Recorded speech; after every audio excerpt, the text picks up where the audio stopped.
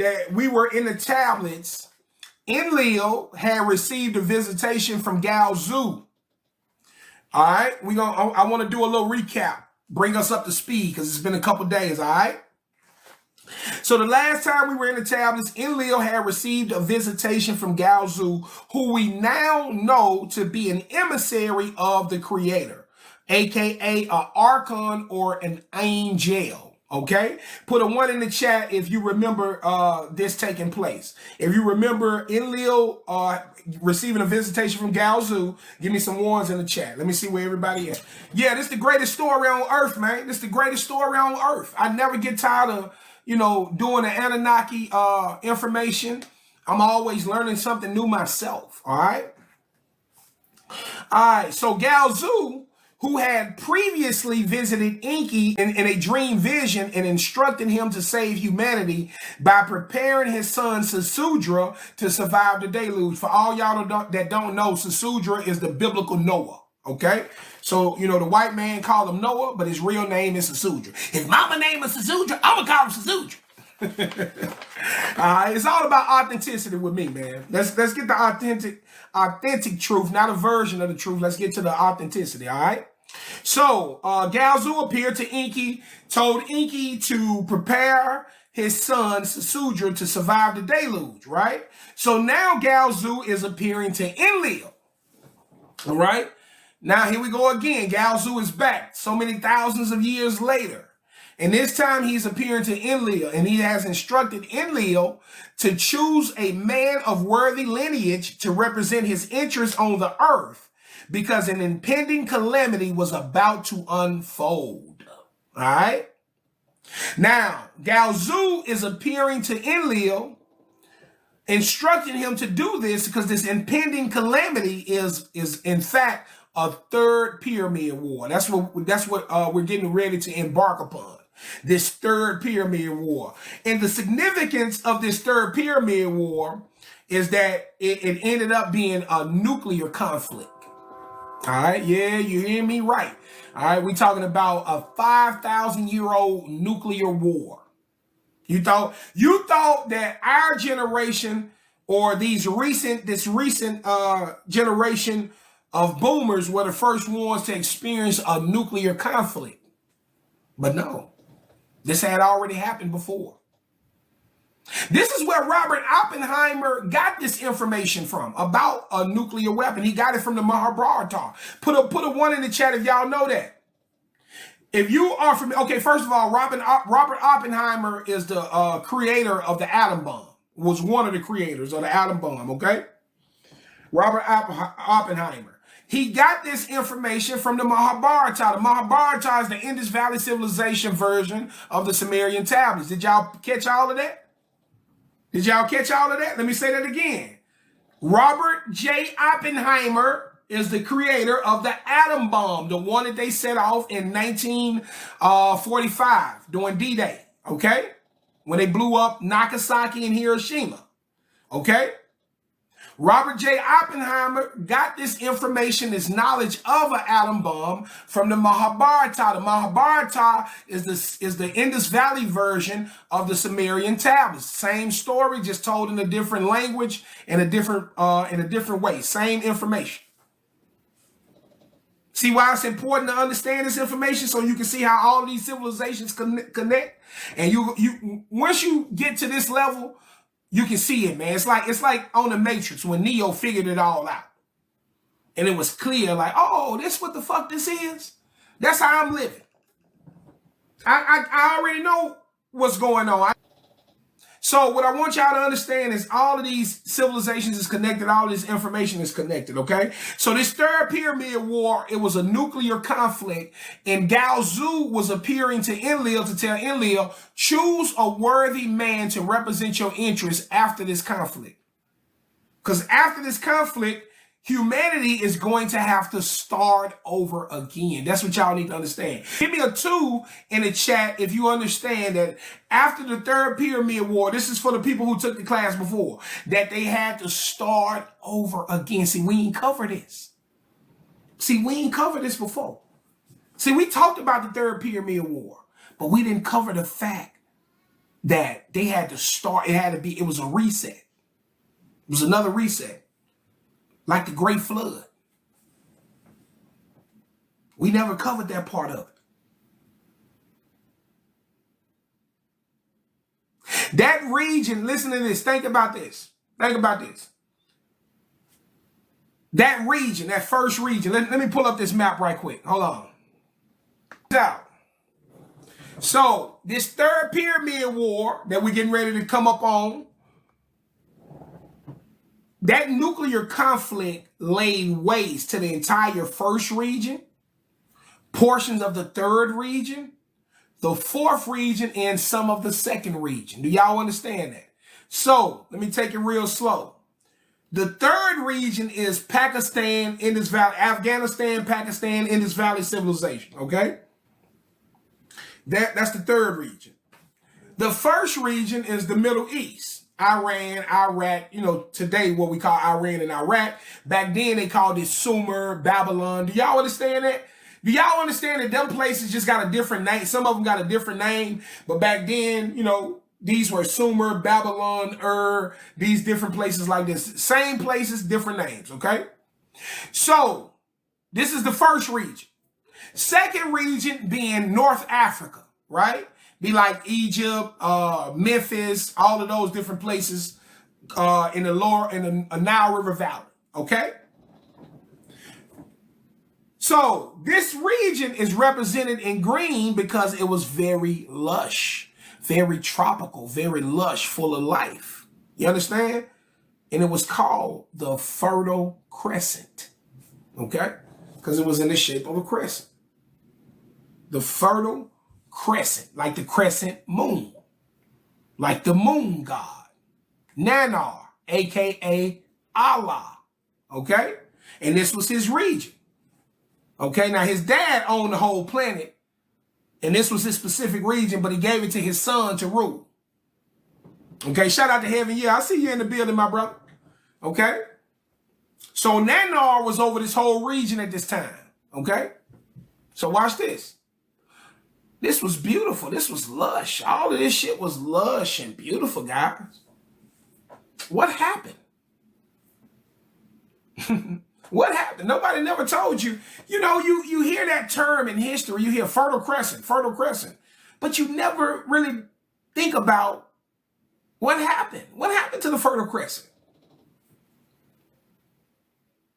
That region is very arid and unfertile, but it used to be the most fertile region. It used to be the most fertile. Do y'all understand that? In these so-called biblical times, this was the most fertile region. No one ever explains why the Fertile Crescent became unfertile, but I will.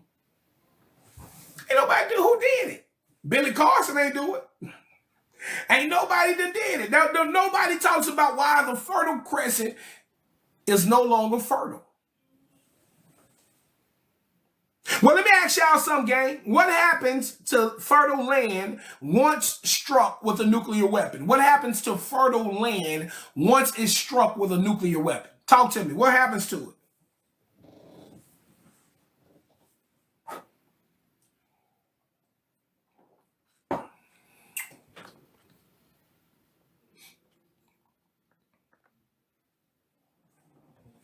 What happens to that land? Kills the soil. Facts. Toxic. Yeah, let's get it. Come on with it. And listen, all y'all right. All y'all right. Everybody, D-Lynn right. Yeah, it'll turn into glass. SOE, sand. The glass is what becomes sand. The glass becomes sand. That's why when you pick sand up, it's got look like little glass, glittery glass, okay? Kills the soil. Toxic. All of that. All of that's right. Dries up. Nothing grows. All of y'all right, okay? So ain't that what's going on in the Middle East? Ain't it all a big desert now? Ain't the Middle East one big desert now? Huh? Ain't no palm trees over there. Ain't a whole lot of palm trees no more, right? They got to artificially grow that shit. In Dubai, they making artificial islands and shit because they don't have that shit no more. What happened to it? They used to have it. This is huge. This is a huge, lush area. This is the damn near the size of the Amazon forest.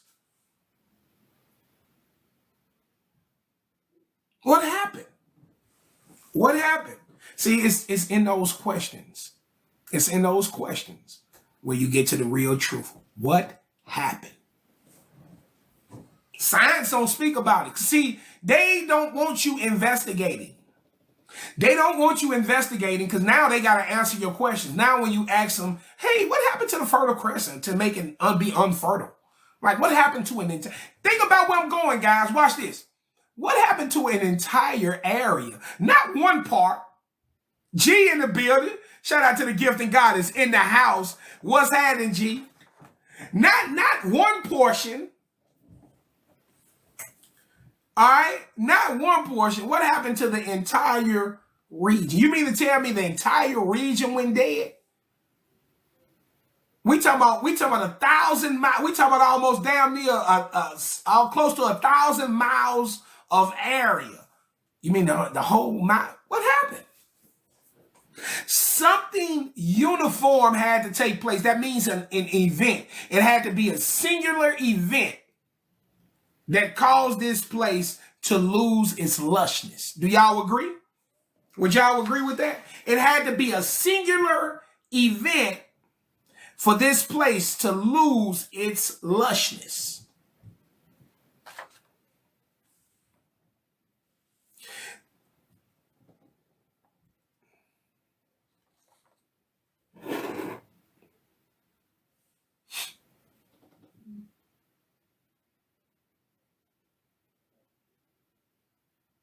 And that's exactly what happened. The nuclear conflict of the Third Pyramid War is what caused the Fertile Crescent to lose its lushness, guys. That's what turned the Middle East into a complete desert. That's what turned the Middle East into a complete desert, the desert that we see today. That's why we got all that damn sand everywhere.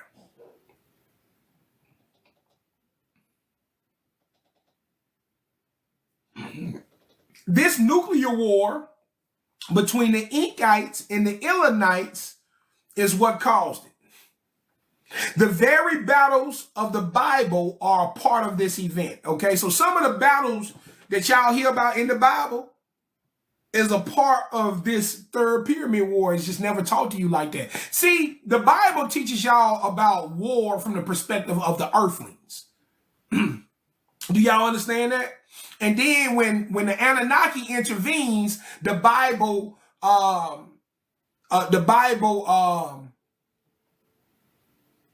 points to it being God that's intervening. Okay, so when it's time for whenever the Anunnaki is intervening, you're being told that it's God that's being intervened. Then God did this. Then God smite this person, and God smite. No, that's Enlil. That's Ninurta. Right? But it's just that it's being wrote from the perspective of the earthling. This is another level. We on a different level. I'm saying stop understanding the Bible on this level and come up to this level. Let's take a look at the Bible from this level up here.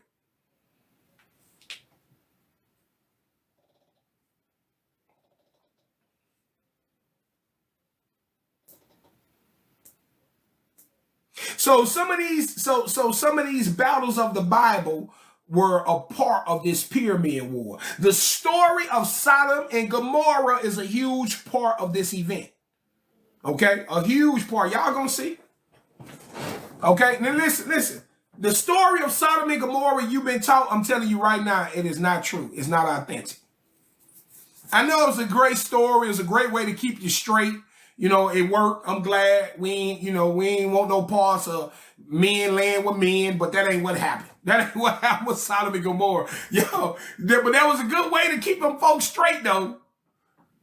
You know what happened to Sodom and Gomorrah? That's why he ain't supposed to be laying with no men. Right? But that ain't what happened, guys. All right? They told you Sodom and Gomorrah was destroyed by God because they was living ungodly, right?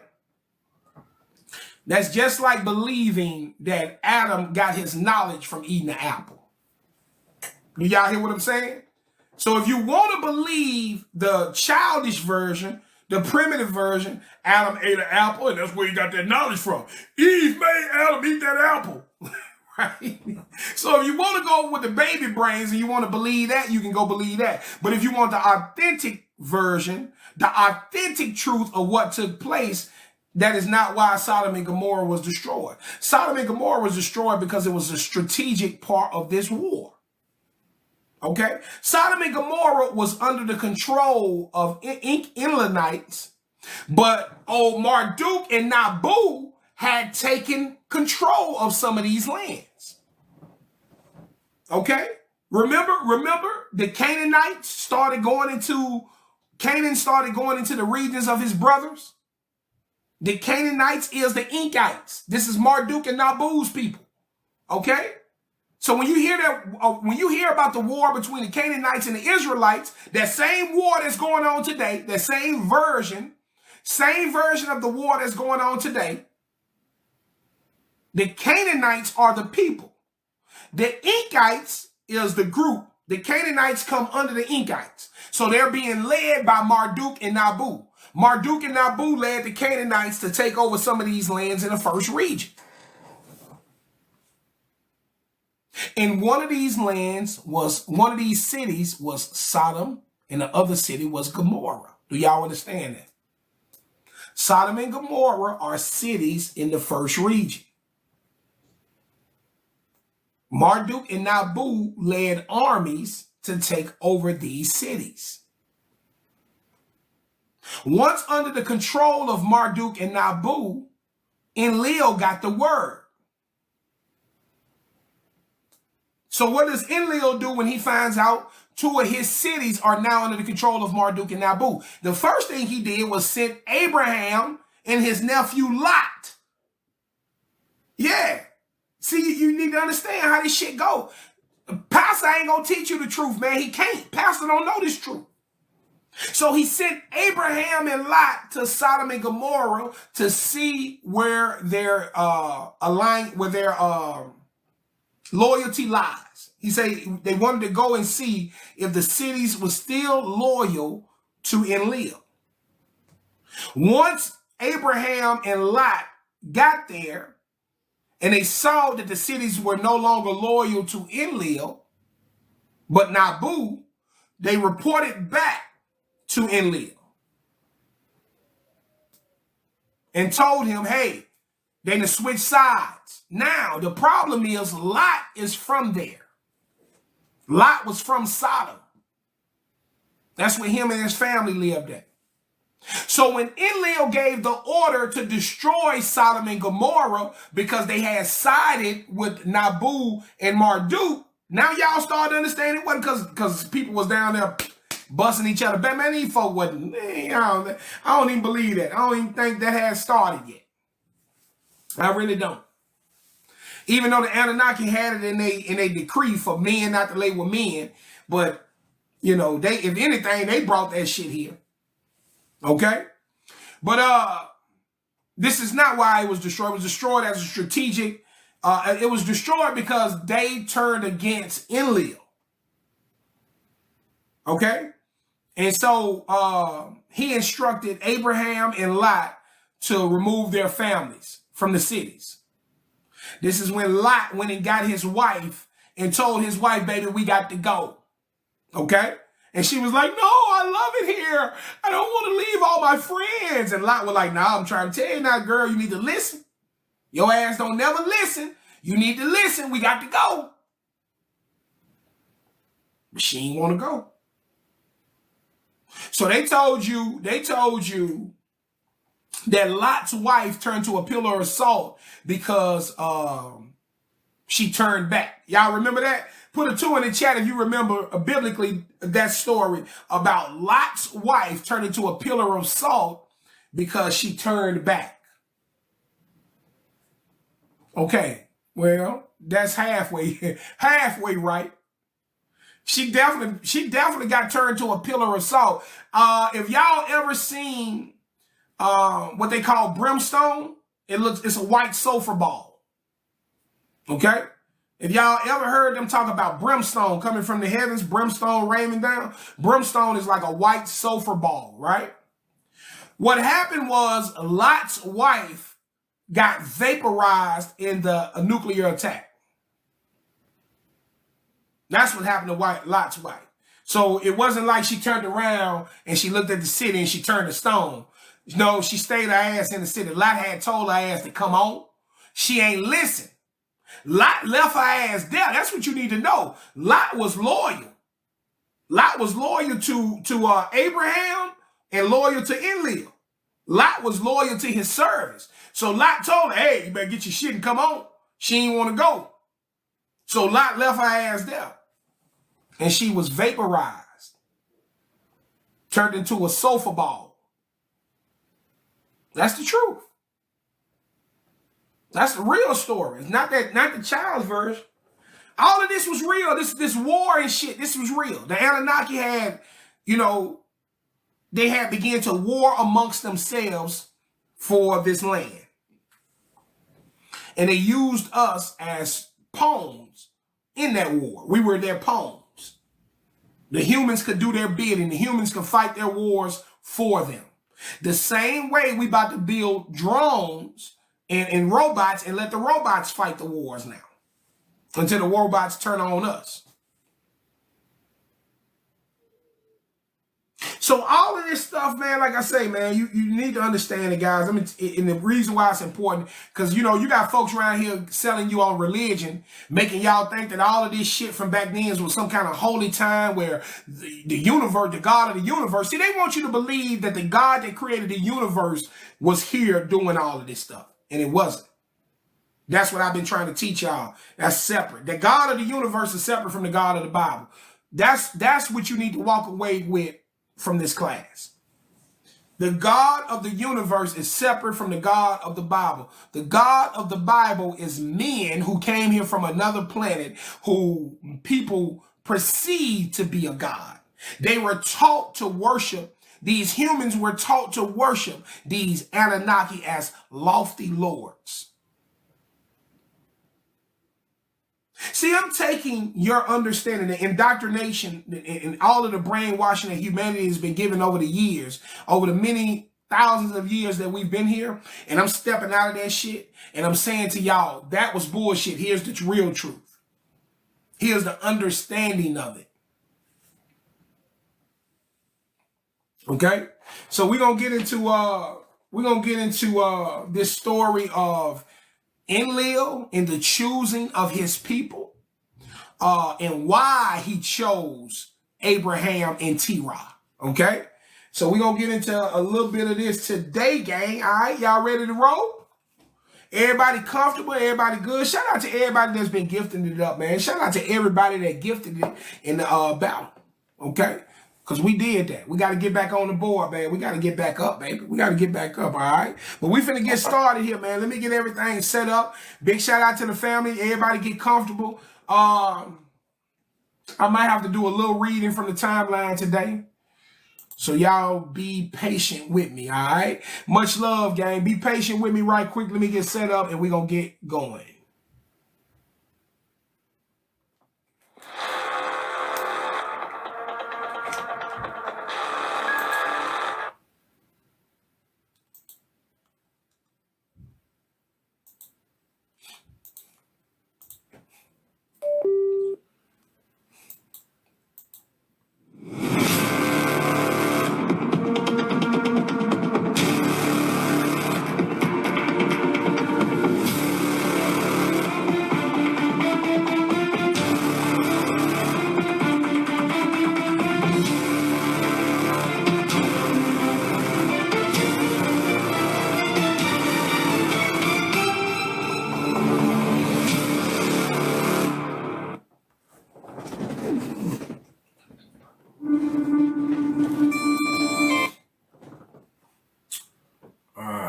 See what I got here. Enlil ordered Abraham and his nephew Lot to the Negev desert on the border of Sinai. Okay, I think that's, we're going to keep this right here.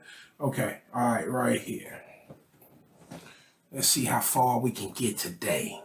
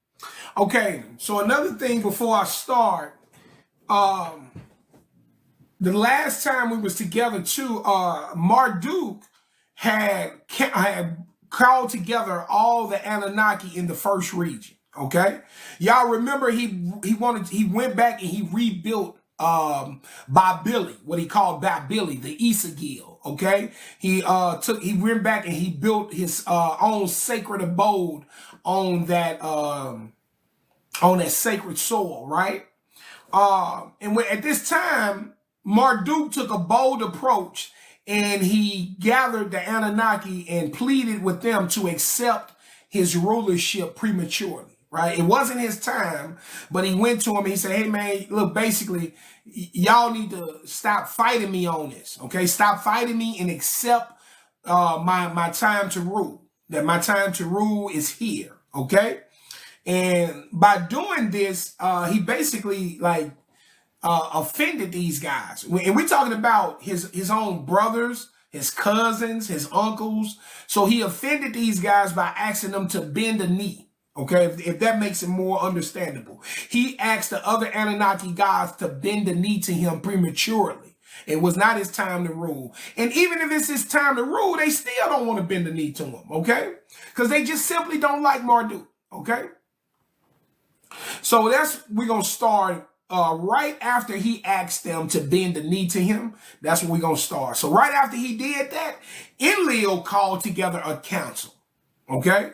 But Enlil called together a council, a war council, okay, to discuss what they're going to do about Marduk. Listen up. To great assembly, council to take, Enlil summoned them all. All the Anunnaki leaders in Nabruki gathered. Enki and Marduk's brother also came. See what I'm saying? So we talking about these is his brothers. His brothers don't like him, don't care for him.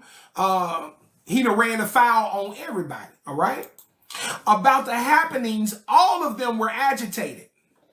Opposed to Marduk and Nabu, they all were.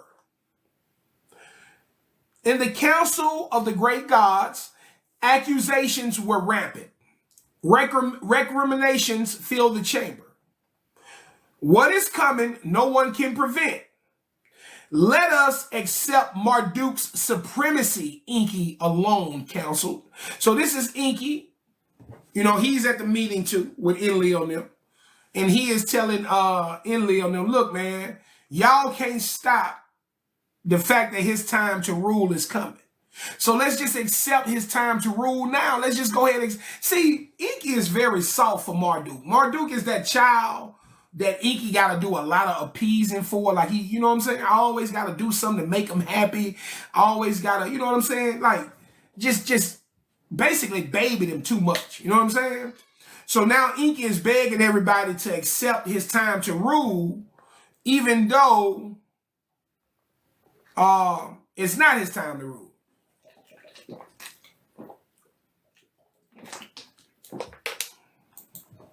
If the time of the ram is coming, Let us, Marduk of the bond heaven earth, deprive, Enlil in anger proposed, to obliterate the place of the celestial chariots.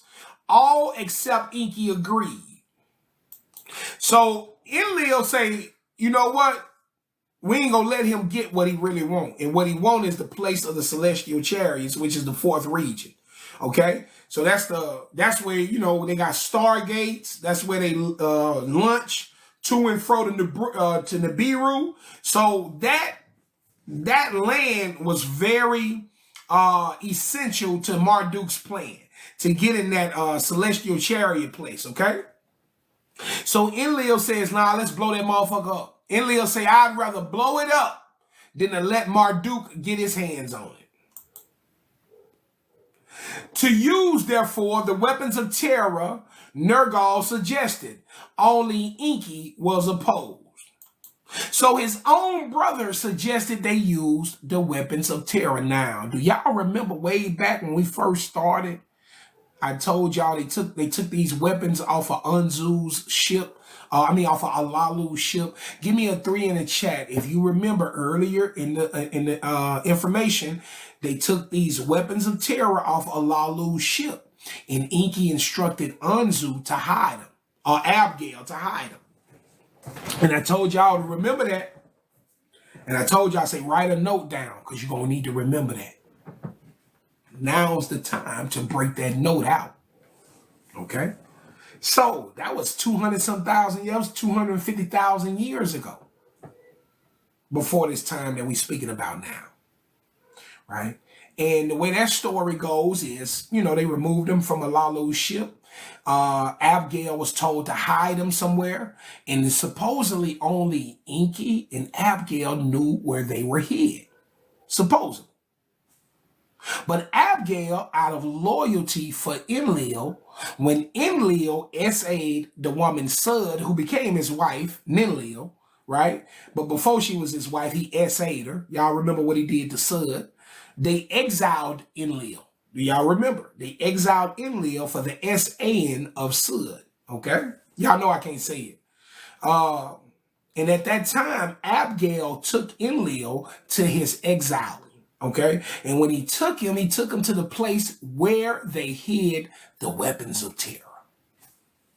And Abgail told Enlil, hey, you know, because Abgail must have been under Enlil's command.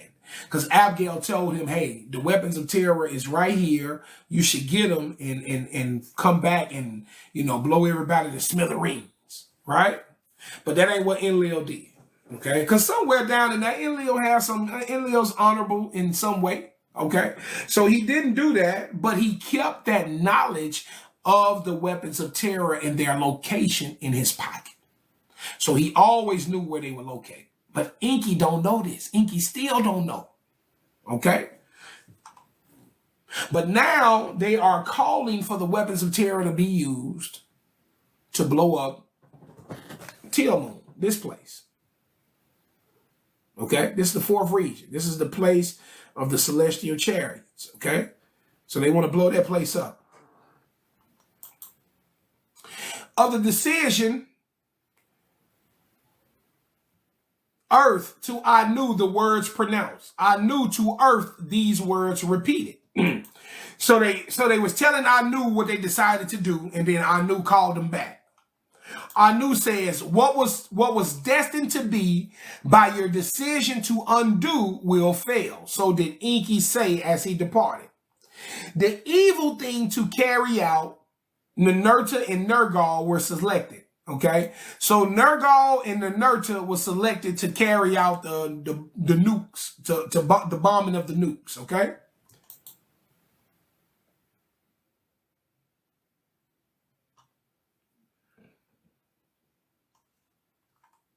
Now, this is the account of how fate and destiny did lead. How step by step, some in long forgotten times taken, the great calamity made happen. That's what they called it, okay? So for all y'all, you know, that want to put a name on it, the event that led the Fertile Crescent from being unfertile is called the Great Calamity, all right? Now let it for all time be recorded and remembered. When the decision to use the weapons of terror was made, they say, let it be recorded for all time. Listen, guys, when you're dealing with an intelligent people, they're going to record what they did day to day, month to month, year to year. It's going to be recorded. So you think something like this, these people wouldn't go right down and take note? Hey, we did this at this time. They say, let it for all time be remembered that this was when the decision to use the weapons of terror was made. Enlil kept two secrets to himself. To no one before the terrible decision was taken did Enlil the secret of Galzu's dream vision reveal. To no one until the fateful decision was made did Enlil his knowledge of the terrorist's hiding place disclose. When despite all protestations, the council to use the weapons of terror permitted. When Enki, angry and distraught, left the council, in his heart, Enki was smiling. Only he knew where the weapons were hidden. So did Enki thought. Okay, so see, he left Enki smiling, thinking, "Oh, well, it's cool. They don't know where the nukes at. They don't know where the nukes are hidden at." Enlil knows. For it was he before Enlil had come to earth with Abgail in a place unknown hid the weapons. That Abgail to the exiled Enlil the place disclosed. That to Enki was unknown. When Enki this second secret heard, in his heart a wishful thought he harbored. So now Enki knows that Enlil knows where the weapons are located. So now Enki is hoping that the weapons are no good. Enki is hoping that, hey man, them weapons been up there for 200, almost 400 some thousand years. They probably ain't no good no more. Okay? He thinking the nukes are probably duds at this point. That after such a long sojourn, the weapons of terror would have evaporated. Little did Enki expect the long sojourn, a calamity as never before known on earth, to cause.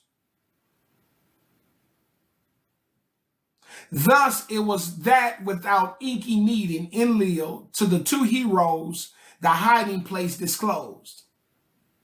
Those 7 weapons of terror in a mountain they abide. To them Enlil said, in a cavity inside the earth they dwell. So he's telling them where they hide. Now listen, he says in a cavity inside the earth they dwell. With the terror to clad them is required. You got to be careful. That's all he says. He said you got to be careful when you go upon them. Then the secret of how the weapons from their deep sleep. Listen to this, guys. This is very important. Then the secret of how the weapons from their deep sleep awaken. Enlil to them did reveal. How to awaken the weapons from their deep sleep. Now, this is very profound. Because if you know anything about nuclear weapons, they can be put on like hibernation. You can put them to sleep. Like kind of how you put your computer to sleep. You know how when you get the controls on your computer, they ask you if you want to restart, sleep, or power off. So nukes are the same way. Okay? They're computer controlled, and you can set them up to hibernate, to go into deep sleep. And then when you're ready to activate them, you can pull them out of that deep sleep. Okay? So the Anunnaki is explaining this, man. This shit comes from the tablets. Information like this shouldn't be in no tablets. Not at all. Unless some people from another world truly was here. And that's exactly what happened. So they're talking about bringing the nukes out of sleep.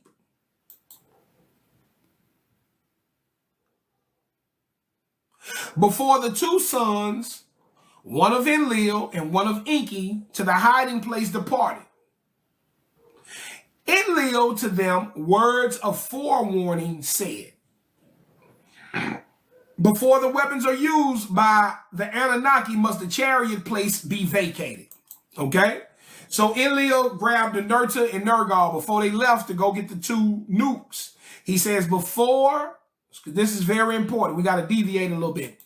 Enlil told them, before the weapons are used by the Anunnaki, must the chariot place be vacated. Okay? The cities must be spared. The people must not perish. Okay? Because these are his Israelites, okay? That live in the cities around the 4th region. In his skyship, Nergal to the hiding place soared. Ninurta by his father was delayed, okay? So Nergal takes off. That's Enki's son. Ninurta was about to take off, and Enlil said, hold on, son. Come here. Called him back. A word to his son alone, Enlil wished to say. A secret to him alone to reveal. About the prophecy of Galzu in the choosing of Ibram to Ninurta, he told. Okay, so now Enlil is about to tell Ninurta about the visitation of Galzu and how he told him to choose a people. And he chose Terah in Abraham. This is how Abraham became the father of the Israelites. Abraham is not the father of the Israelites. His father Terah is the father of the Israelites, but Abraham continued the lineage, okay? So he was one of the, he's the most important character in that sense, okay? So these are your chosen people, okay? So I know it's been taught to us that we were chosen by God, right? But I keep telling y'all that if God had a favorite people, why do these other people even exist? Like, why would that's an understanding that we need. If we was his favorite, why would the other people exist? And why would the other people be allowed to trample over us? If I'm talking about the God of the universe, that's the powerful God, okay? Now, if you are a people that are chosen by a man, right? A man who, and this man might not even be that loyal to you. That's the thing. You think Enlil was really loyal to the Israelites? Do you really think he loved the Israelites like that? The Israelites had to wander through a desert for 40 years, right? Didn't the Israelites have to wander through a fucking desert for 40 years? Do that sound like somebody who was loyal to his people? Didn't the Israelites get enslaved by Marduk and them, by the Egyptians? Didn't the Israelites get enslaved by Marduk and the Egyptians? So what I'm trying to tell y'all is this. If we were chosen by the creator of the universe, then, I don't think that he would let his chosen people be treated in such a way. I don't think that the creator would have allowed us to be confused and to be removed from our lineage. I don't think the creator would have allowed these things, right? So what I want y'all to understand is this. The understanding of God is the whole issue.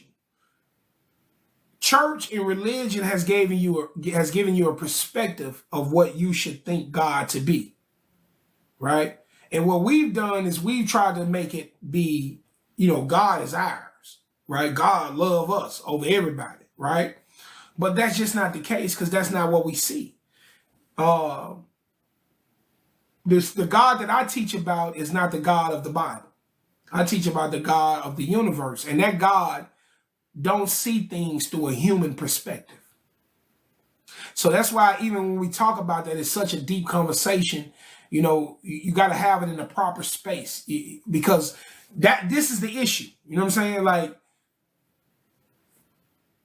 folks want to believe that we special in that way, right? If that's the case, we could use that help. We could use that help now, okay? But that's not what the case is, guys. The chosen people were the people Enlil chosen to represent his interests on earth, right? after this great calamity, after this reset. When they got to reset everything in this region, these are the people that's going to spearhead his reset. Okay? So when you say we the chosen people, then you just saying you chosen by Enlil. You just basically professing your loyalty for Enlil. That's all you're doing. For an Anunnaki man. That's all you're doing. Right? So this, like I say, man, this is why we teach, so our people understand these things. Right? Everything I've done in this class is to help y'all have a better perspective of these concepts. Right? They tell you go to church, right? They tell you, and when I explain people about the concept of church, and you know, this was nothing more than the temple that the Anunnaki lived in, that the humans used to come in and pay homage to and give offerings to. It became the temple. Then it became the church. Okay? That's why we call it the house of God. Because it literally was the house of God. Do y'all understand that? The Anunnaki's abode is where the humans would come and give offering, and they would be servants at the house of God. Okay? Literally. And that's why we call it that today. So, like, people just got to have these understandings, man. Somebody's got to be able to explain this stuff to folks so they can make their own choices and decisions in life. Okay? But like I say, when you call yourself a chosen people, when you say you chosen and you chosen over all these other groups and shit, that's basically what you're saying. That you are loyal to Enlil. I'm not loyal to no Anunnaki. I'm not following no Anunnakis at all. Okay? You got to send me Galzu. Send me Galzu. Galzu got to tell me how to move. But I ain't worshiping no Anunnaki. I can tell you that right now. Okay? So anyway, Enlil is telling the Nurta about why he needs to go and protect the people of the cities around the fourth region. Because Terah and Abraham is his chosen group, and he wants to make sure that they are saved from this great calamity. Okay? Enlil tells Ninurta, hot-headed is Nergal. Make sure that the cities are spared, that Abram is forewarned, to Ninurta, Enlil says. So Enlil's telling Ninurta, Nergal is a hothead. Watch him. Okay? Don't let that motherfucker just blow everything up. Okay? And he's also telling Ninurta, make sure you forewarn Abraham. Okay? Abram is the real name. We know him as Abram or Abraham.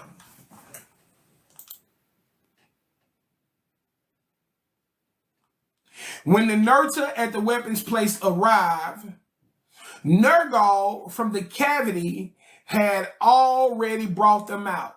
Let me pull some up right quick.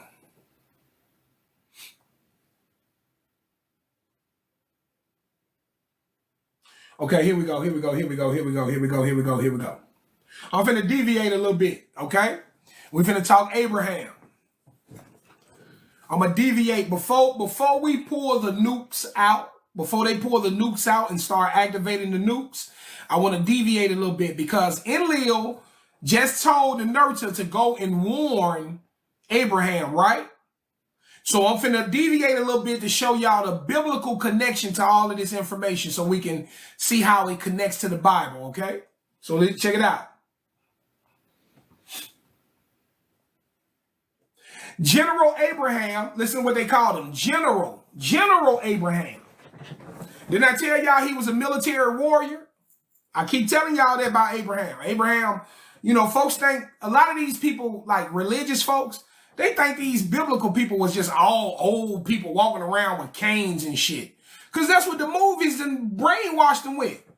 That's the only visual that people have of the biblical times, is the shit that the movies gave them. Okay? But everybody, like these, eventually he got old, but he was a young warrior at one time as well. So you need to know this about Abraham. Okay? General Abraham slavishly obeyed the Nibiran Enlil. Enlil hid the vision that led him to choose Abraham as a general of his cavalry. Abraham descended from Homo sapien ancestors who slaved for the Nibiruans, all right? Nibiruan scientists on Earth, Enki, Ninmah, and Ningazita. Okay, we know that. Okay. In 8650 BCE, Enlil ordered Shem's descendants to rule Canaan, all right? This area over here. All right, I'm going back. I'm recapping some stuff. Enlil ordered Shem's descendants. Y'all remember Shem is one of the sons of Noah, right? So Shem's descendants, the Shemites, the Shemitic people, to rule over Canaan. Okay?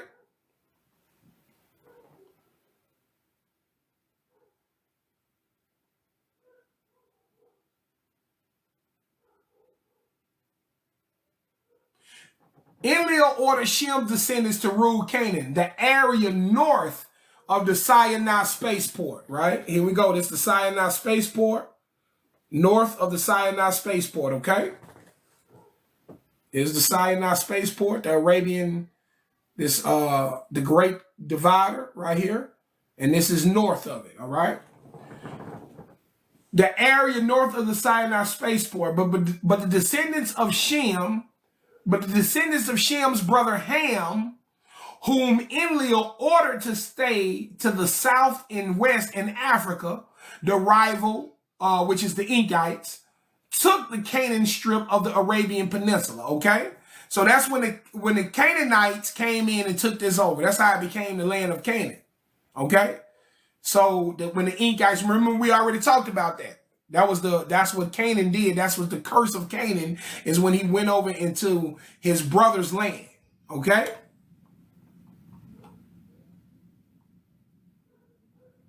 Enlil chose Abraham, a royal of Ur, from over here. He was a royal because he was he was the son of a high priest. Okay? Enlil chose Abraham, a royal of Ur, who had married his half-sister, Prince Sarah, right? And later, you know, the white folks changed her name to Sarah, but her name was Sarah. As his principal earthling agent, okay? So Enlil chose Abraham to carry out his orders. Abraham descended from Seasudra's son, Shem, okay? So the Shemites are, the Israelites are descendants of the Shemites. They are Shemitic people. And y'all hear me say Shemitic because that's the real term. I know y'all keep hearing these fake U's say Semitic. He's a Semite. He's anti-Semitic, right? The correct term is Shemite. Okay? That's the lineage of Shem. Do y'all understand that? Put a 2 in the chat if you understand that. It is not Semitic, it's Shemitic. It is the lineage of Shem, okay? So if you ever wanted to know where that term comes from, that's where it comes from. Shemitic is the lineage of Shem. Abraham descended from Seasudra's son Shem, was perfect to reestablish Enlil's rule of Canaan, protect Sinai, and rule the Hamites. So that's what they wanted to happen. Enlil wanted to regain control of this land, and he wanted to rule over the Enkites, which is the Hamites, okay? The Hamites as the Enkites. Under the Enkites, you got the Hamites, the Canaanites, the Cushites. Y'all get what I'm saying now? No, I don't need no help, bro. Bro say Shumatic. I say Shemitic, and I don't need no help. You don't know what you're talking about. That's why you got this funny, weird-ass name right here. Somebody show this person the dough. I don't know why these dudes on TikTok are always trying to come in somebody's class and thinking they can help. You can't help, brother. If you can help me, your name will be ringing bells in these streets. You'll be teaching people. You'll be teaching people. I don't see you out here. So, no, Shemitic. I don't need no help. Appreciate it, seeing.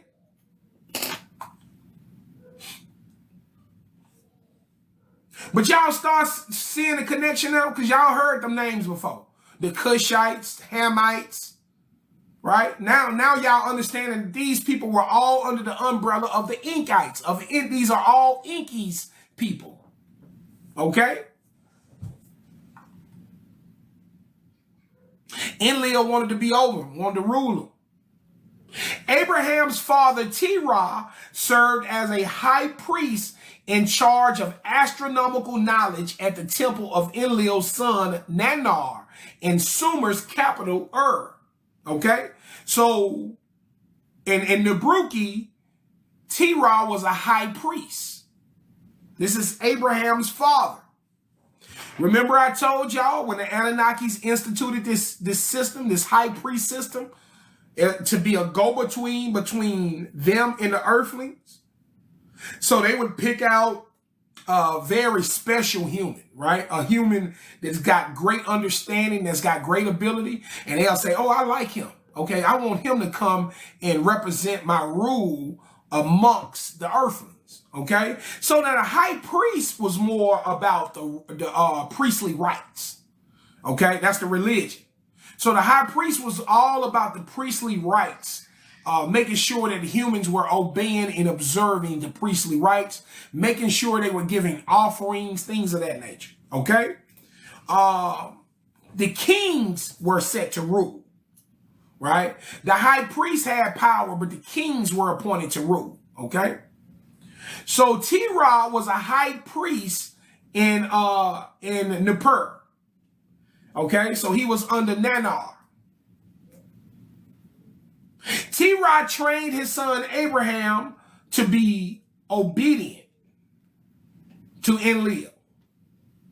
Enlil ran the gold shipment to Nibiru and led the Elonites, the dominant lineage on earth. Elonites were the senior lineage in Nibiru's royal clan, descended from Nibiru's king Anu. Enlil commissioned Abraham to defeat the hybrid armies of Enlil's rivals, the Enkite lineage on earth. The Enkites were led by Enlil's half-brother Enki.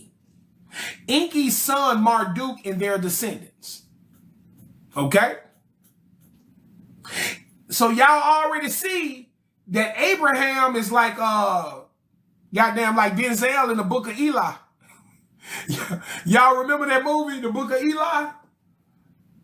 Abraham was sent to kick some ass, man. Sent on a holy mission to kick ass. Okay? Let me read that to you again. And Enlil commissioned Abraham to defeat the hybrid armies of Enlil's rivals, the Enkites. So y'all don't think Enlil is picking some old decrepit man to lead his army, is it? A young warrior, a young fierce warrior. Now go back and look at the garbs that the Israelites wear today. Go look at the way the people that call themselves the Hebrew Israelites, go look at how they dress. They dress in a warrior's garb. They don't even realize it. Them niggas walking around here, they don't even know who their God is. They don't even realize that their God is Enlil. They talking about Yahweh. Yeah, Yahweh, that's Enlil. You worshiping a man. You're not worshiping the real God, Israelites.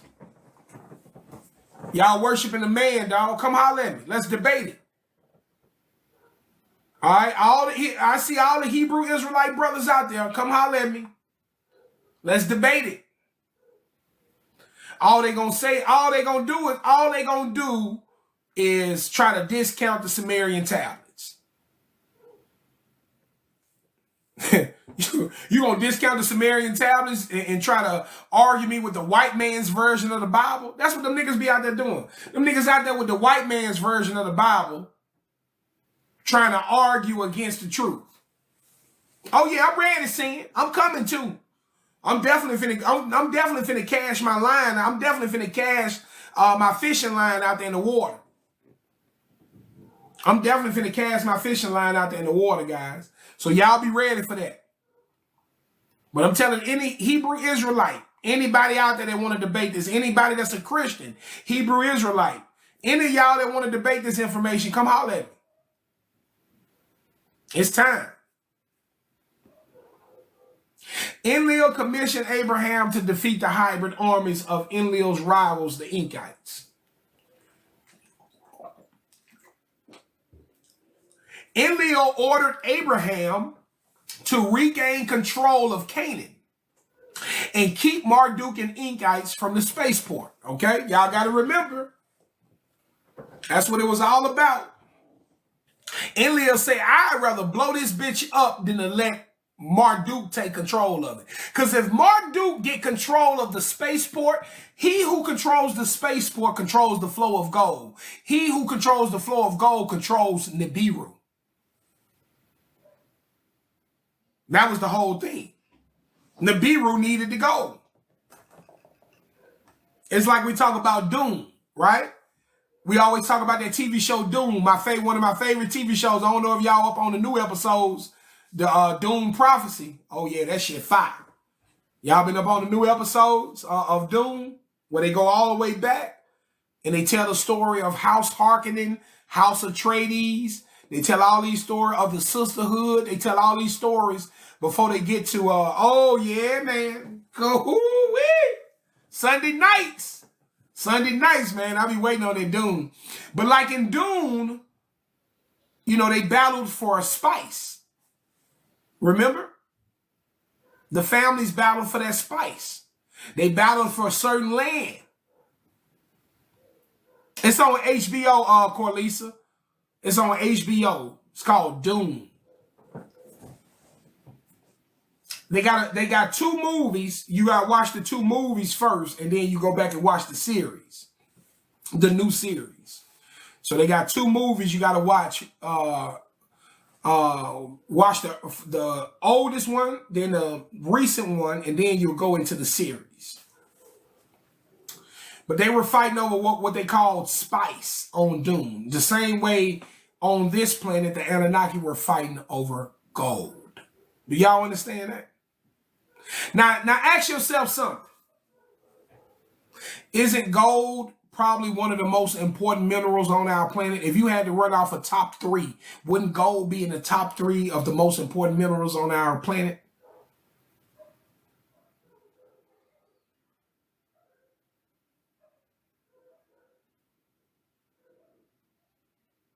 Okay. Now, guys, let me show y'all something. Gold was all the way in the fucking ground. If you're going to go all the way in the ground to get gold, you better have a damn good reason to need it. Okay? Do y'all understand me? When you go into the ground to get gold, you better have a damn good reason. So if you go back 250,000 years when they found some of the earliest gold mines, at a time when man was supposed to be a caveman, damn near an ape man. What the fuck would an ape man or a caveman need to be going inside of the earth to get out gold, and how? What tools did the caveman and the ape man have that would allow him to burrow into the earth to mine for gold? Because I know y'all have seen the TV shows. Y'all have seen Gold Rush. You know they have to burrow into the fucking earth to get this gold. So when you go into the earth to get gold, you have to have a reason for going to get it. If you're going to risk your life to get something, if you're going to risk your life to get the metal, and listen, when you go into the earth and you get the gold, you still got to refine it. You got to refine the fucking gold to use it. So before somebody say, oh, they was using it to make spears and they was using it to make all this, newsflash, you got to refine the fucking gold before you can shape it into something, before you can use it for something. So you need machinery to do that. You need machinery to refine the gold. Boom, bang, proof. This is why gold is one of the most valuable substances in our existence. Gold has a value not because it's jewelry.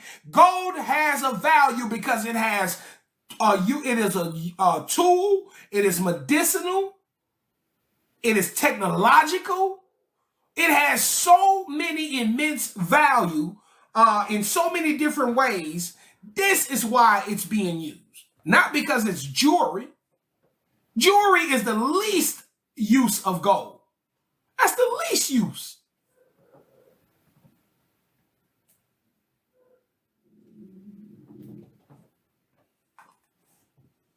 This was all about gold. And that makes sense. That makes sense. Appreciate you, Corlisa. Enlil ordered Abraham to regain control of Canaan and keep Marduk and the Enkites from the spaceport. In 2095 BCE, to give Abraham a base, Enlil ordered him to, in 2095 BCE, to give Abraham a base, Enlil ordered him and Terah to Haran. Haran is in Turkey. Somewhere up, let me see. Haran is somewhere up here somewhere. That's when Abraham went up there and found them other folks, found them damn Arabs. Had to teach some of them Arabs how to walk upright. Trust me. Oh, you don't believe me? Hold on. Let me show y'all right quick. Here go Turkey up here by the Caucasus Mountain. Turkey, this is the area of Turkey up here. Okay? These the people that Abraham went up when he went up to the into Turkey near the Caucasus. These the people that he had to teach how to walk upright. Some of them still walk on all fours today. The real Caucasian, the original Arab, the people of the Caucasus Mountains.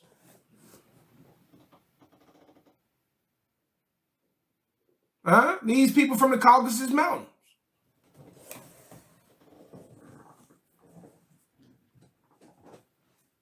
Not the white boy. These were the originals. This is the original who y'all think the white boy is. These are the original Caucasus Mountains people right here. Okay? Abraham, these people still walk on all fours today. That's why she bent over like that. They walk on all fours.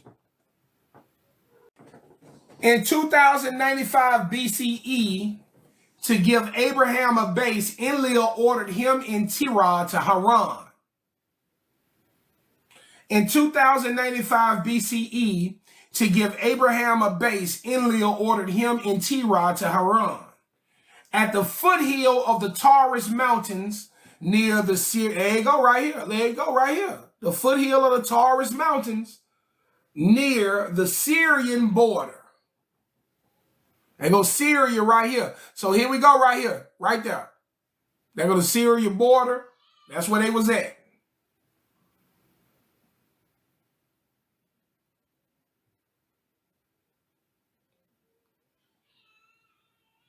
Where the Euphrates flowed to Ur. Yep, they go to Euphrates. And it flowed down to Ur. So they were somewhere in this region right here. They were somewhere in that region. Okay? Abraham's base in Haran dominated trade with these people, with the Hittites. Okay? Abraham's base, he go in Haran. He was located in Haran, and they traded with the Hittites. It's the Hittite kingdom, whose trade Sumer depended on. Haran straddled the trade and military land routes to the Sinai spaceport as well.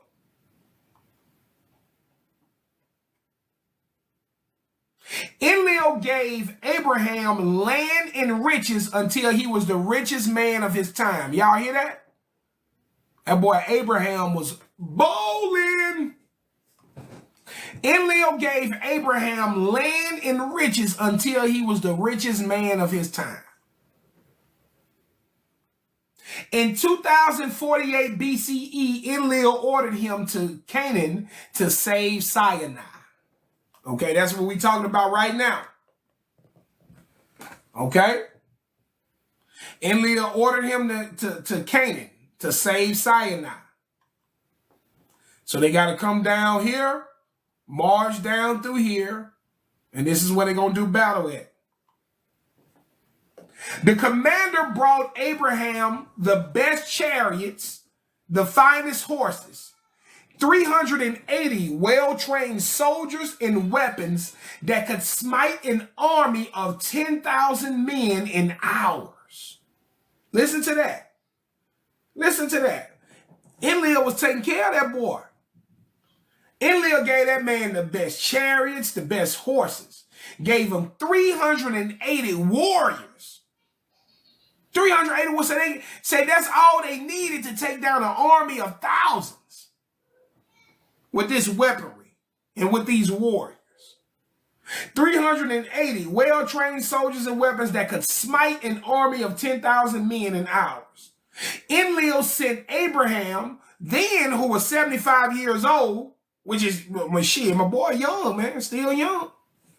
75 ain't shit. Niggas was easily getting 1,000 years at this time if you had the Anunnaki blood. Enlil sent Abraham, then 75 years old, and his nephew Lot to the Negev drylands bordering the Sinai. Okay? Somewhere down here. So Abraham and Lot. That could be a comic book. The Adventures of Abraham and Lot. It really could. Tell you Abraham was out here kicking ass like Denzel in the book of Eli. You better believe it. Enlil sent spies, Abraham and Lot, to spy on Canaan cities, Sodom and Gomorrah, to see if they backed Marduk and Nabu. Did y'all hear me? This is chess, not checkers, baby. I told y'all, man, these are real wars, real strategies. Listen to that. Enlil sent spies, Abraham and Lot, to spy on Canaan cities, Sodom and Gomorrah, to see if they backed Marduk and Nabu. We down here. That's where Sodom and Gomorrah was located.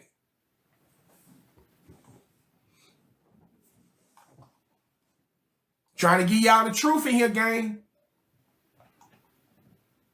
In 2096 BCE, after the Elamites' top general, King Ur-Nammu, died in a chariot accident on the way to fight Marduk and his Amorite allies. Y'all remember I told y'all about the Amorites?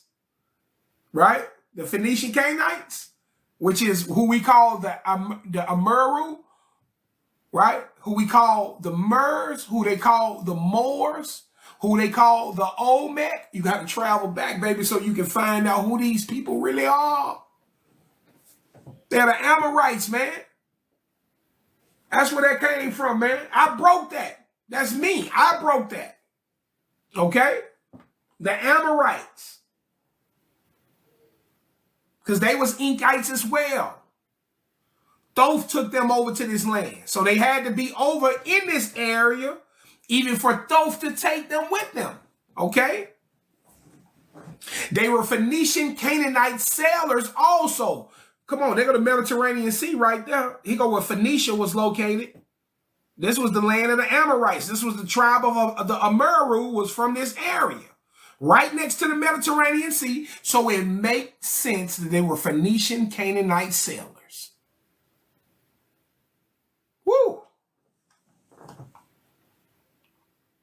I'm going to break all that down later. I can't wait to build on this information. I got a lot of stuff coming, guys. Y'all hang with me, guys. I'm telling you, it's finna get fun. It's finna get very fun.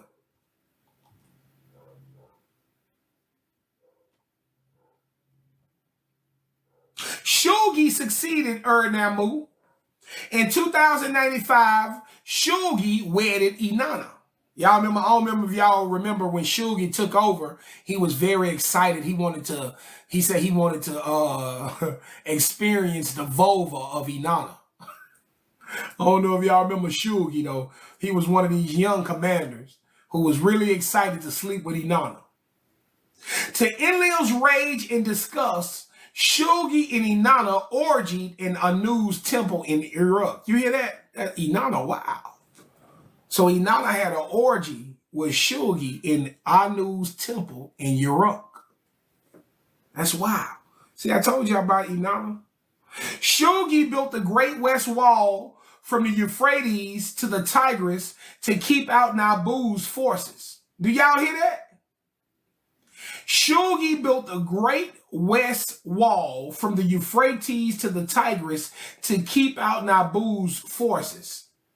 To ally with the Elamites, Shulgi gave them the city of Larsa and married his daughter to an Elamite.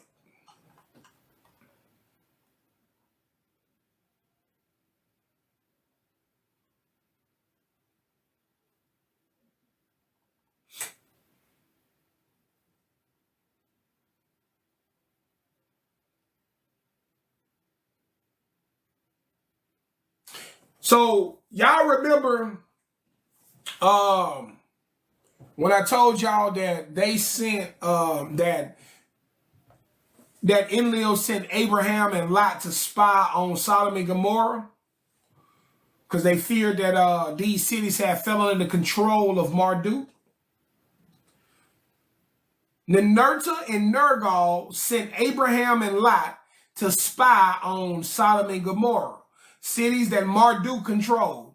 Enlil feared Marduk from these cities would grow his large number of human followers in control of all establishments on earth, including the Sinai spaceport. Nabu brought cities west of the Euphrates in Canaan against the Elamites, while Marduk's Egyptians in the south attacked the northern Egypt. Enlil ordered Abraham and his nephew Lot to the Negev desert. We read that. He even sent Abraham and Lot to Egypt for more men and camels from the northern Egyptians allied against Marduk. In 2041 BCE, Abraham blocked Ninurta's Elamites from the spaceport, then rescued Lot, whose Ninurta's Elamites, as they retreated west of the Jordan River, had captured from the Nabu-friendly city of Sodom. The next year, Mentuhotep, Marduk's Theban pharaoh, took Egypt all the way to the western approaches to Sinai. Amar Sin sailed to Sinai to block Marduk's Egyptians, defected to Enki and became his priest in Eridu, Enki's cult center in Sumer.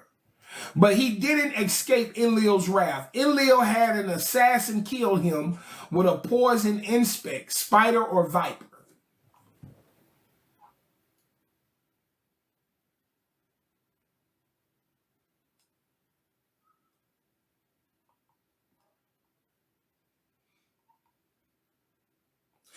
The Elamites had overrun Sumer while Ninurta worked with his brother Adad / Viracocha in Peru. Abraham rescued Lot from the Elamites as they retreated west of the Jordan River.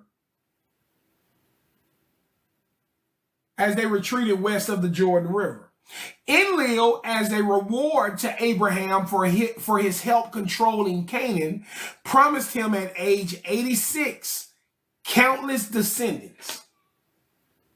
But old Sarah didn't conceive with him, so she told him to beget a child with Hagar. So for all my people that's familiar with the Bible, y'all remember this event, right? Sarah was too old to give birth to Abraham, and Sarah told him to beget a child with a younger Hagar. In 2047, Yahweh, who is Enlil, sent his general Abraham and Abraham's nephew Lot to Egypt for more men and camels. In Egypt, Pharaoh Zone took a shine to Abraham's wife Sarah. Now, they called Abraham's wife Sarah beautiful, so she must have been much younger than Abraham.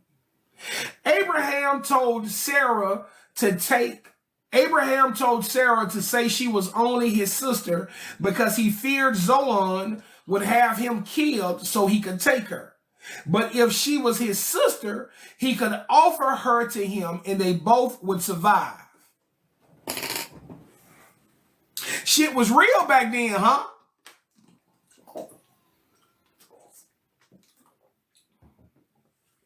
Abraham would have been in trouble with a black woman from this time. Can you imagine Abraham trying to tell a sister from this era, hey baby, just say you my sister. Just say you my sister, right? Give yourself to this nigga. Abraham basically told his old lady, give yourself to him and tell him that I'm your brother, right? Can you imagine? They had to do what they had to do, man. Come on, G Mitch in the house. They had to do what they had to do. Pharaoh Zoan showered Abraham with gifts of livestock and servants, so Abraham would give him Sarah as his wife. Abraham agreed and let Pharaoh put Sarah in his harem. Man had to give his wife up for the greater good. See, they love talking that Bible shit in church. Always trying to act like y'all ready to live like these people. You ready to give your wife up for the greater good, nigga? Go tell pastor. See, a pastor give his wife up. Pastor, will you give your wife up like Abraham? Huh? Walk in Abraham's shoes, nigga. Would you do it? Yeah, nah, I wouldn't either, nigga. Abraham was worshiping a man. Abraham didn't fucking know no better. Abraham didn't know nothing but to worship these Anunnaki because that's all he knew. I know better. That's why I'm not finna be walking in these religious footsteps, worshiping these Anunnaki now because I have the understanding of what was going on in these times. Now you think God would have let this man give up his wife and God don't need no help with no whatever it is that Abraham needed. God would have provided for him if this God in the Bible was God. But for some reason, Enki had to send him to Egypt to get more sheep. Let me see what he needed.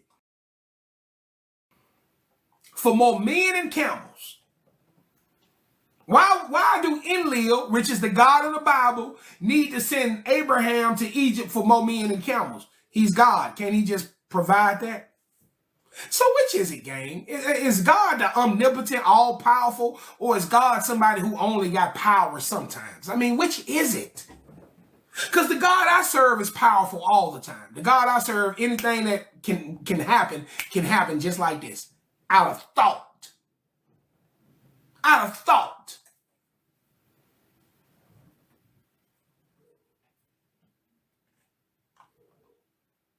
Abraham agreed and let Pharaoh put Sarah in his harem. This enraged Enlil, so he loosened germs on Egypt to punish Pharaoh for taking Sarah. And though Abraham told Pharaoh Sarah was his sister and hadn't told him that Sarah was his wife, Zoan, fearing more trouble from Yahweh, from Enlil, returned Sarah to Abraham. Okay?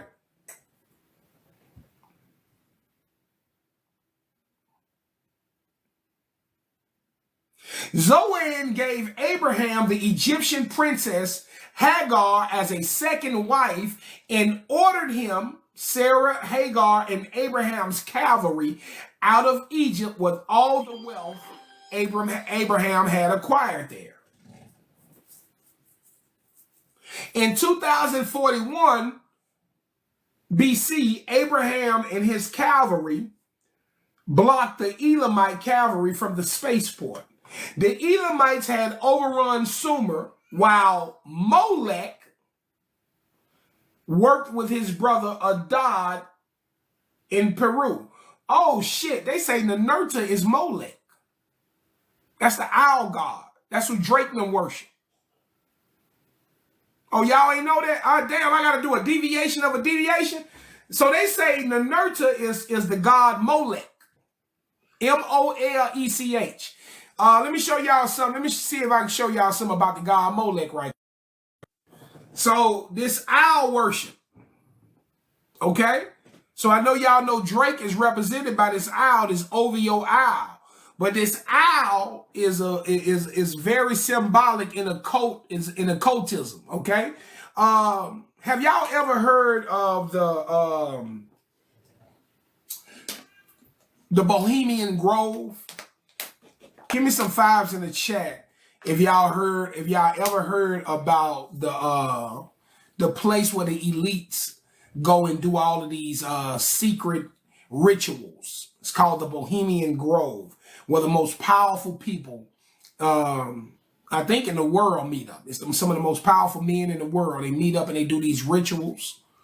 Yeah, the Bohemian Grove. Okay, so at the Bohemian Grove, they have a ritual called the cremation of care, or the care of cremation, or the cremation of care, something like that. And in this cremation of care, they have this big 50-foot tall effigy of a owl, and it's the god Molech, and they basically sacrifice. They basically, from what we hear, they say that they do a fake sacrifice, but some have said that they've actually killed people in front of this owl in sacrifice, in ritualistic sacrifice. Okay, so this with these power. Oh, and the people I'm talking about, these are like presidents and vice presidents and corporation owners. These are the most powerful men in our society. Okay, so they worship this owl. Now, is it a coincidence that the biggest artist, that the most successful artist, that the cash cow would also be represented by this? And he's also a what? A fake you? Is he not a fake you? You think that's a coincidence that a fake you is represented by this owl and these other elites also worship this owl? You know who else was represented by the owl? You guessed it. Our girl Inanna. Molech worship. Yes, they are, cat. The elites worship the Anunnaki. The elites worship the Anunnaki right in front of y'all face. The elites use the knowledge of the Anunnaki to control you and control society. That's why I'm trying to teach it to y'all. That's why I need y'all support. That's why I need y'all to have my back, because there's some dangerous shit. Because it was never meant to be taught to the public. It was never meant for y'all to know the real secret behind it. And that's why I'm out here trying to teach, trying to make sure my people know, so y'all know what to look out for, what to be on alert for. Because they're doing this shit right in front of your eyes. Okay? So I just picked up on that. They call Ninurta the god Molech. Abraham rescued Lot, whom the Elamites had captured, had kidnapped.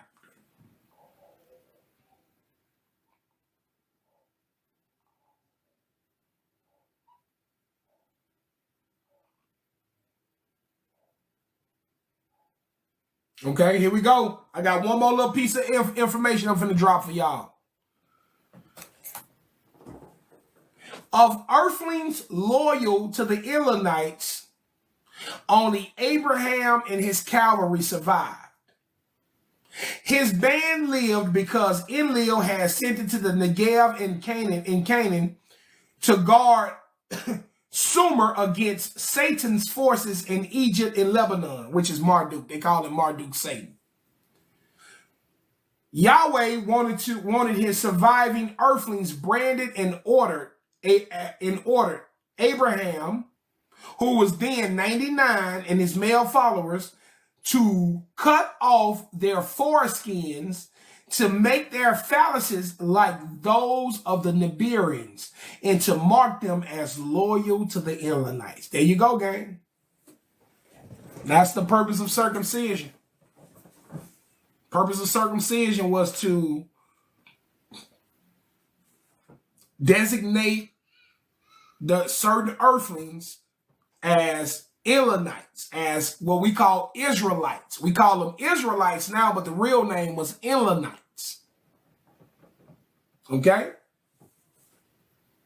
Enlil wanted his surviving earthlings branded and ordered Abraham, who was then 99, and his male followers to cut off their foreskins, to make their phalluses like those of the Nibiruns, and to mark them as loyal to the Elanites. Guys, in Egypt, we actually have a depiction of this event. I got it in my phone somewhere, and I'm looking at it right now, but they actually got this on the Egyptian hieroglyph walls. Enlil told Abraham that after circumcision, until thy seed I have given this land, from the brook of Egypt unto the Nile of the Euphrates. Unto the river Euphrates. Okay, so let's go back and look at that map. Elanites nuked Sodom, Gomorrah, Adama, Zebulun, and the Salt Sea. So Abraham moved to Canaan. But to avoid the hills overlooking the region, whose populace he identified for bombing, Abraham moved south to Gerar, ram of King Abimelech.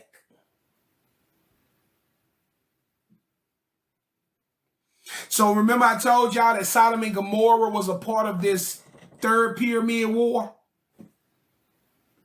That what happened in Sodom and Gomorrah was a part of this nuclear fallout. Guys, Sodom and Gomorrah was not destroyed because because men was busting each other back up and women was licking each other coochies. I'm sorry, guys. That's not why. Okay? And you shouldn't be out here hating gay people, and you shouldn't be out here hating people and treating people bad because of the choices they make to live their life. That's between them and the universe, and the creator of the universe. It ain't for us to do that.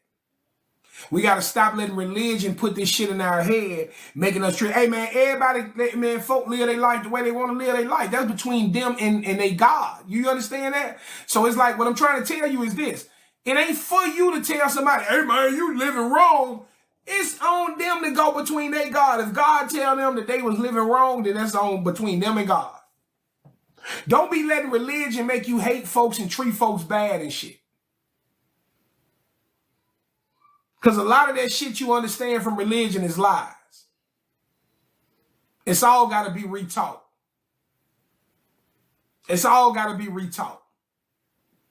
And I'm hoping, man, that you know, I can continue to get the support that I get, and that I can continue to build and teach, because I think that what I teach is very important to our people and to society in general. I think folks need to have a different perspective into this information, because this story that we're uncovering is the greatest story never told. This version of it was never told, but it makes the absolute most sense. Guys, you know, I tell y'all all the time, man. I told y'all, I said, man, I believe in God. That, you know, even gave y'all my perspective on God, showed y'all that the God I believe in is separate from the God of the Bible. So all I'm doing is trying to show you who the God of the Bible is. I'm not telling you that God don't exist, God ain't real. And I'm not telling you that it ain't something to this thing that we live in. What I'm telling you is this shit that religion gave you is not completely accurate. So let's get accurate. That's all I'm saying. Let's get accurate, man, because basically what's going on, guys, somebody is outperforming us using our information. Do you understand that? I need melanated folks to stop being so damn dumb and start realizing that these people are far ahead of us, and it's because they're using our information to overpower us, to enslave us mentally, physically, and spiritually. That's why we got to teach. That's the first step. All of that being over emotional, always trying to be bombastic and, oh, we ought to do this, we ought to do that. No, we need to sit our ass down and learn. That's what we need to do. We need to support teachers, brothers like me and other brothers that's out here trying to teach the truth. We need to support teachers so teachers can keep teaching, because the teachers from the school system ain't it. We the new professors. We the new teachers. We need the support of our people having our back. I don't do this shit for fun. This is for a great purpose. But the Most High told me that folks gonna want to have to help themselves. The Most High said you can't make these folks accept your help. They gotta want to help themselves. So as long as my people with me, as long as my people got my back, as long as my people value the information, I'm going to keep pushing, I'm going to keep teaching, I'm going to keep providing this information so that we have a proper insight and wisdom. Okay? So we're going to wrap it up right there for the day, gang. We're going to wrap this thing up. When we come back tomorrow, Nergal and the Nurture going to take them nukes out of deep sleep. And they're going to prepare to unleash the attack. Okay? And we're going to see the fallout of this. Like I told y'all guys, you learned today that the reason the Fertile Crescent ain't fertile no more, the reason the Fertile Crescent ain't fertile no more is due to this pyramid, this third pyramid war, this nuclear war that no one ever told you about. All right? So I hope y'all enjoyed yourselves with your brother Chief Kuttah today. I'm looking forward to going back and watching this one, because there's some good information in here. Like I say, guys, I'm still learning myself. I'm still learning myself. All right. So big shout out to everybody that supported, that tapped up the live. We got on the board today. We got us a win. It's always good to get back on the board. They dropped us down to B1. I don't like that, man. Keep us in the A ranking. Keep us in the A ranking. If anybody got any questions, if you got any questions, feel free to let it loose. And listen, if your question don't show up, guys, just message it to me, okay?